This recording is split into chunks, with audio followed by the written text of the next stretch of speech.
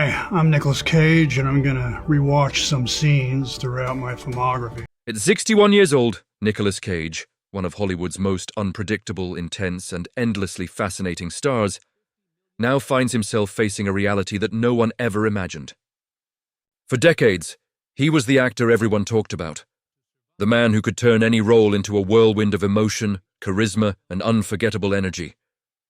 He earned millions, starred in blockbuster after blockbuster, and lived a life so bold that it became a story in itself. But behind the red carpets, behind the dazzling performances, and behind the eccentric lifestyle that made him a legend, there was a truth quietly building. A truth that has now come crashing down with heartbreaking force.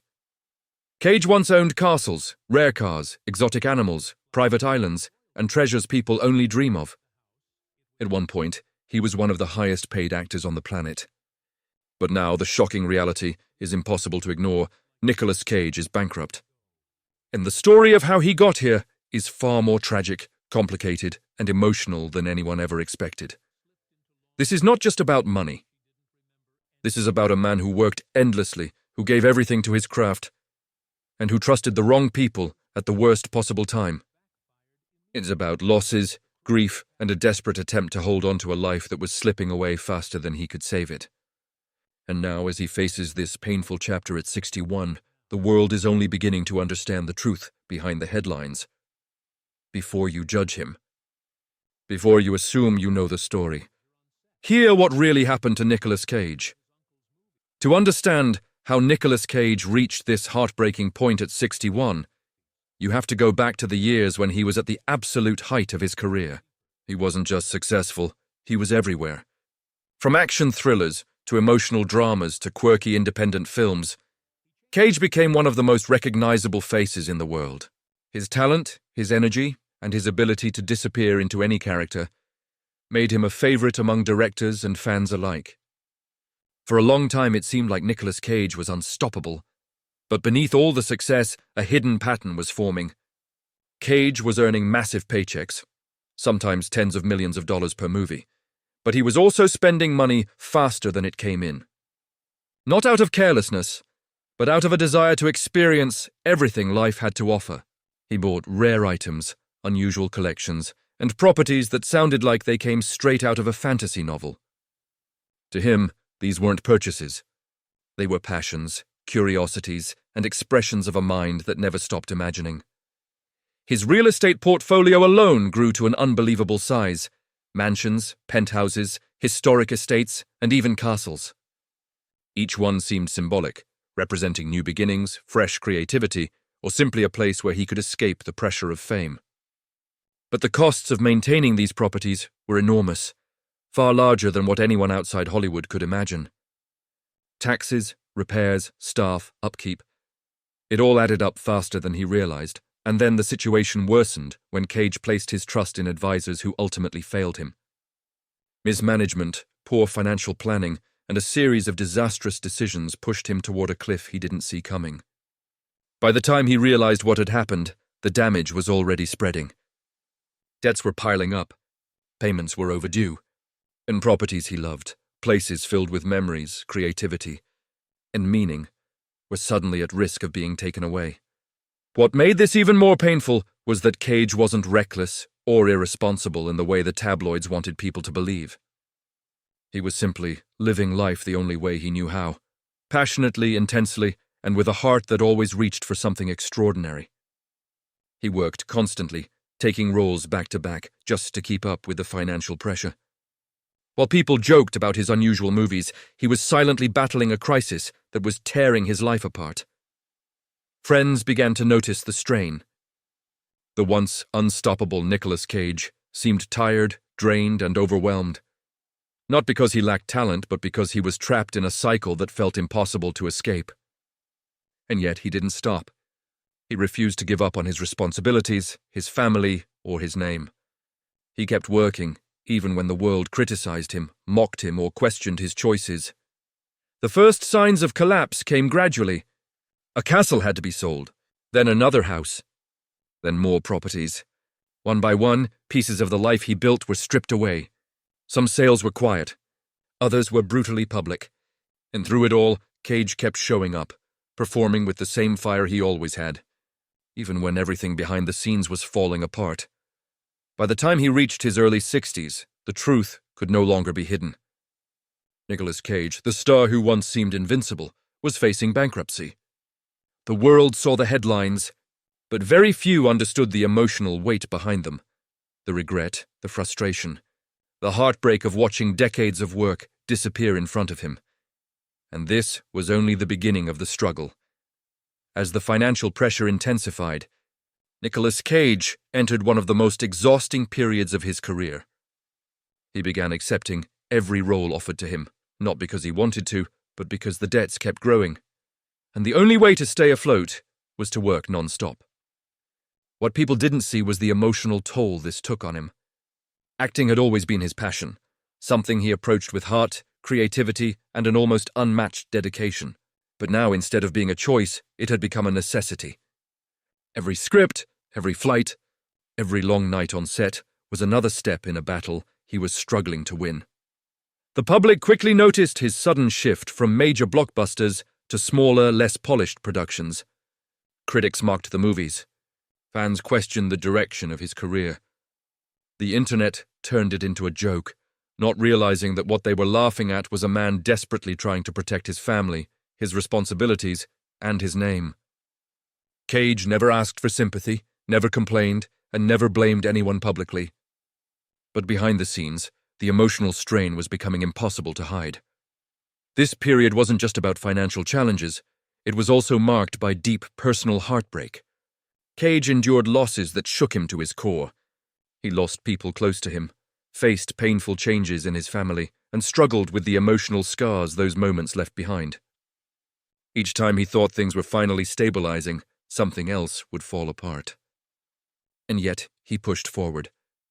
One of the hardest moments came when he had to let go of treasured possessions, items he had spent years collecting. These weren't random things. They represented memories, passions, and pieces of his identity. Historical artifacts, rare books, unique artworks, each sale felt like losing a part of himself. Friends later said that watching him part with those items was one of the saddest things they had ever witnessed. It wasn't about money. It was about watching a man say goodbye to things that had brought him joy and inspiration for decades. Still, Cage refused to collapse under the weight of it all. Instead, he made a decision that only a few truly understood he would rebuild. Slowly, steadily, and without seeking attention, he focused on projects that challenged him creatively, roles that reminded him why he loved acting in the first place. Some of these performances were small, overlooked films, but they allowed him to breathe again. They gave him a sense of control in a life that had spiraled far from it. Despite the mounting pressure, Cage remained committed to the people around him. He showed up for his loved ones, supported his children, and maintained a level of loyalty that few in Hollywood ever display. Even when everything felt unstable, he stayed grounded in the values he believed in. Those closest to him said he never lost his sense of kindness, never became hardened by the situation, and never allowed bitterness to take over. But while he was finding emotional clarity, the financial storm was far from over. The remaining debts were still massive, and even with the constant workload, it felt like he was running uphill with no finish line in sight. The fear that he would never fully recover loomed over him. The thought of losing everything he had built, his legacy, his stability, his home, haunted him every day. Yet in the middle of this overwhelming struggle, something unexpected happened. A new chapter began to take shape, one that would redefine Nicolas Cage's career, his reputation, and even his sense of self. As Nicolas Cage continued fighting through the financial chaos, something unexpected began happening, something that would slowly, quietly reshape the way the world saw him. While he was accepting every role he could find, determined to pay back every debt with his own hands, he started rediscovering a part of himself he had long buried under fame. Pressure and the non-stop pace of Hollywood, he found his way back to the raw, unfiltered passion that first made him an actor. It began with small, independent films, projects that were never meant to be blockbusters, never meant to dominate headlines, and never meant to carry the weight of commercial expectation. These films were intimate, emotional, and artistically daring, offering Cage something he had not felt in years: freedom. For the first time in a long time, he wasn't playing to studios or audiences. He was playing to the story. Directors who grew up admiring him were suddenly eager to work with him. They didn't see a man in financial trouble. They saw the artist beneath the chaos, the performer who could turn quiet scenes into unforgettable moments, who could express pain with a single stare, who could carry emotions so heavy they felt almost real. They saw the Nicolas Cage who once amazed the world. During this period, Cage delivered some of the most powerful performances of his career. Each role became a confession, a release, a way for him to channel everything he had endured. The exhaustion, the regret, the fear, the determination, the heartbreak. In every scene, you could feel the weight of his journey. It was as if he was no longer acting, he was surviving. Critics who had written him off were suddenly praising him again. They called his work raw, haunting, and remarkably human. Younger audiences, who knew him only through memes or jokes, began to see him differently. They saw a man who refused to quit, a man who refused to be defined by mistakes, debt, or the harsh judgment of the world, a man who kept showing up, no matter how hard life pushed him. But this rise came with its own emotional struggles. Cage was grateful for the renewed respect, but the reality behind the scenes hadn't vanished. The debts were still there. The pressure was still crushing. Every paycheck he earned from these brilliant performances went straight toward rebuilding what he had lost. He wasn't living a glamorous life. He was living a disciplined, quiet, intensely focused one. Far different from the extravagant days that once defined him. He spoke openly about the fear of losing everything, admitting that it kept him awake at night. He explained how he felt responsible, not just for himself, but for the people who depended on him. And behind the confidence he showed the world, there were moments of exhaustion when he wondered if he would ever feel financially safe again. Yet, through all of this turmoil, he carried something stronger than money: purpose. For the first time in years, Cage felt grounded, not in wealth, property, or collections, but in his craft. Acting wasn't a burden anymore. It was a lifeline, a way to claw himself out of the darkness, one role at a time. Those around him noticed the change. He was calmer, more thoughtful, more focused. He spent more time with family, chose healthier environments, and surrounded himself with people who truly cared for him. He no longer chased the extravagant fantasies that once consumed him. Instead, he chased meaning, something far more valuable than anything he had ever owned. But even with this emotional rebirth, one final battle still awaited him. One that would test everything he had left: his strength, his patience, and his hope. As Nicolas Cage approached his 60s, the final stage of his financial battle arrived, quietly, painfully, and with the weight of years resting heavy on his shoulders. After selling properties, working non-stop, and sacrificing pieces of his life that meant everything to him, Cage found himself inching closer to the finish line. But even then, the journey was not easy. The last of the debts felt like a mountain refusing to move, no matter how hard he pushed.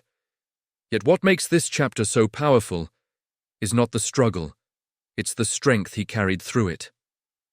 Cage was exhausted. Anyone would be. But he refused to let the pressure break him. He stayed disciplined, working through long hours, taking every project seriously, and performing with a passion that made directors marvel. Even roles that seemed small or strange became meaningful. Each performance was another chance to dig himself out, another brick laid in the foundation of his comeback. Along the way, Cage learned something he had never fully understood during his years of immense wealth. Peace does not come from possessions. For the first time, he found comfort in simplicity.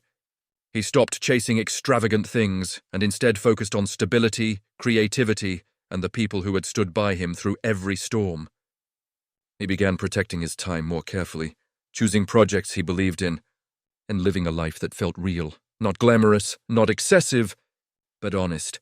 There was a moment not long ago when Cage looked back at everything he had lost: castles, estates, artifacts, dreamlike possessions that once filled his world.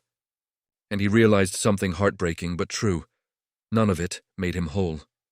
What mattered were the lessons, the resilience, and the rediscovery of himself. He once described this period as a rebuilding of the soul, something far deeper than financial recovery. And then, slowly the tide began to turn, one by one. The debts that had overshadowed his life for years began to disappear. And through tireless work, he paid them down until finally, he was free. Not wealthy the way he once was, not living a life of excess, but free from the weight that had dominated his 20s, 30s, 40s, and 50s. It was a victory earned through grit, sacrifice, humility, and heartbreaking perseverance. But even after clearing what he owed, the scars remained.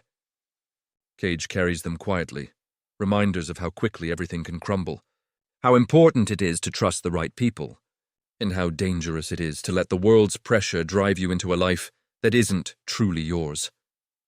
His story is a warning, but it is also a testament to the strength of the human spirit. At 61, Nicolas Cage is not the man the headlines try to portray. He is not the caricature, not the joke, not the punchline people once made him out to be.